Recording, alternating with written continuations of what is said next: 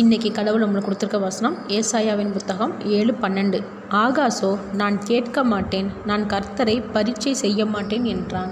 இந்த வசனத்தை கொண்டு கடவுள் நம்மகிட்ட என்ன சொல்கிறன்றதை பார்ப்போம். இங்கே கர்த்தரே ஆகாசை பார்த்து என்னை சோதிச்சு பாரு, ஆழத்தில் இருந்தாலும் சரி இல்லை உன்னதத்தில் இருந்தாலும் சரி எதுனாலும் கேளுன்னு சொல்கிறாரு.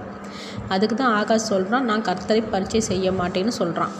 நாமளும் இருந்தால் என்ன செய்வோம்? கடவுளே கேட்க சொல்லிட்டாருன்னு இஷ்டத்துக்கு கேட்டிருப்போம். இங்கே ஆகாசு கடவுள் மேலே வச்சுருக்க நம்பிக்கையை பார்த்து கண்டிப்பாக கடவுள் சந்தோஷப்பட்டிருப்பார்.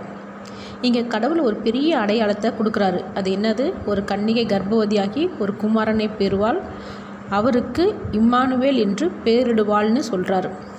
நாம் கடவுளை சோதித்து பார்க்காம நம்பி இருக்கும்போது யாரும் எதிர்பார்க்காத ஒரு பெரிய அடையாளத்தை கண்டிப்பாக நமக்கு கொடுப்பாரு.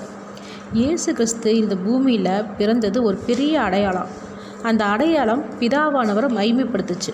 அதே போல் நாம் கடவுளை சோதித்து பார்க்காம நம்பி இருக்கும்போது கடவுள் நம்மளோட வாழ்க்கையில் மகிமைப்படும்படியாக ஒரு பெரிய அடையாளத்தை நமக்கும் செய்வார். ஆமேன்.